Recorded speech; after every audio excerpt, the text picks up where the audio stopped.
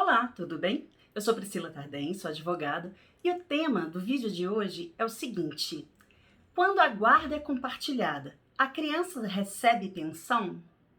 Se você gosta desse tipo de vídeo, eu deixo meu convite para você fazer parte desse grupo, né? Inscreva-se no canal, porque aqui eu venho postando 2 vídeos por semana, sempre a respeito de temas cotidianos que influenciam a vida da gente, e aí eu faço uma análise à luz do direito, ok?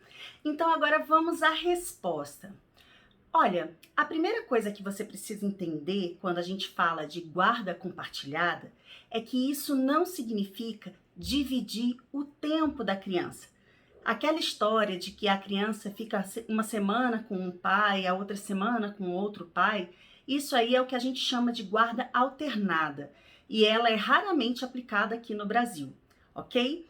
Aqui o entendimento é que o que tem que ser compartilhado é são as responsabilidades com a criança e não simplesmente o tempo. E aí, significa o que isso exatamente?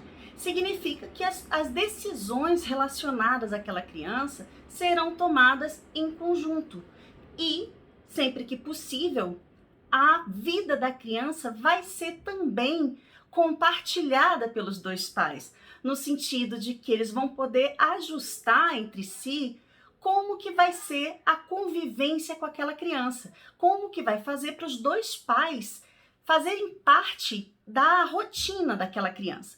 Então, numa situação como essa, é possível, por exemplo, você estipular aquela visitação quinzenal, que é bastante comum, né, do fim de semana sim, fim de semana não, com um dos genitores, e o outro vai ter contato com a criança, buscando na escola, levando para o curso de inglês, pegando à tarde para lanchar. Isso tudo, né, deveria ser pelo menos muito livre para ser convencionado entre as partes.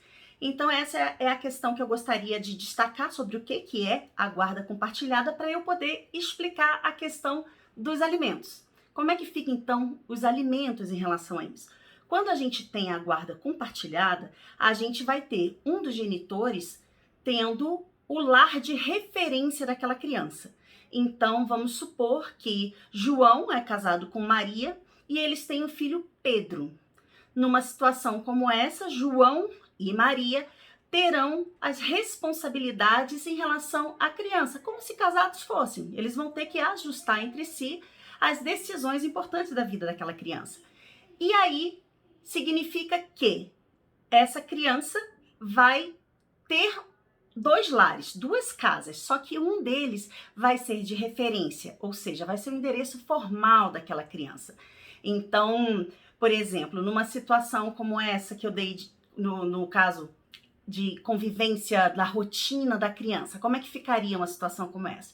João e Maria podem acordar, por exemplo, que a criança vai ser levada na escola todos os dias pelo pai. E aí, na hora do almoço, né, a mãe vai lá, pega a criança, leva para almoçar. E depois leva para a casa do pai, se for o lar de referência a casa do pai, ou leva para a própria casa, se o lar de referência for a própria casa. Existem alguns casos também em que são divididos as responsabilidades por dias da semana. Então, vamos supor que João e Maria têm a guarda compartilhada do filho Pedro. Aí o Pedro vai para a escola de segunda a sexta, sendo que toda terça-feira é o pai que busca na escola, vamos supor que o lar de referência seja com a mãe, e aí ele leva a criança para sua casa, a criança dorme lá e no dia seguinte leva para a escola novamente. E aí, isso pode acontecer em outros dias da semana. Só que como é que ficam as despesas dessa criança? As despesas serão compartilhadas igual por igual? Não, não é assim que funciona. Quando você tem a guarda compartilhada, você tem que observar que as obrigações em relação às despesas da criança permanecem.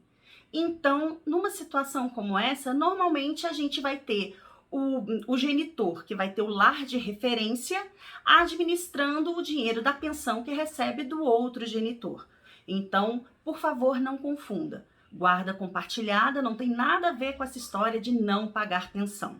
ok? Vai haver o pagamento de pensão, sim, porque ambos têm obrigações de sustentar aquela criança, né? E aquele que vai receber a pensão, ele vai complementar com a sua renda também para poder suprir aquelas necessidades, né, financeiras da criança. Então, isso aí é interessante, porque a gente ouve muita gente falando, né? Ah, por que você não pede a guarda compartilhada para não precisar pagar pensão? Não tem nada a ver com isso, tá? E se o pensamento for, não, mas espera aí, se a responsabilidade é compartilhada, então as despesas devem ser divididas também meio a meio. Mas não é assim que funciona na justiça. Por quê? Porque muitas vezes você vai ter um genitor ganhando mais do que o outro. Aí, numa situação como essa, não justifica dividir as despesas meio a meio, né? Vai haver uma proporcionalidade aí em relação à participação financeira de cada um deles, certo? Agora, tudo isso que eu tô te falando tem a ver com as decisões judiciais. As partes, elas podem acordar diferente. Então, vamos supor que naquele caso do João e da Maria, que tem o filho Pedro, eles tenham combinado, então, que João vai pagar a escola e a Maria vai pagar o inglês e a natação, por exemplo, né? E as outras despesas que surgirem, eles vão dividindo meio a meio. Vamos supor que haja aí uma despesa com remédio, ou a necessidade de compra de roupa, o que for assim. Então, eles podem fazer isso se eles conseguirem manter uma boa relação entre eles. Porque uma situação como essa, em litígio, nunca dá certo.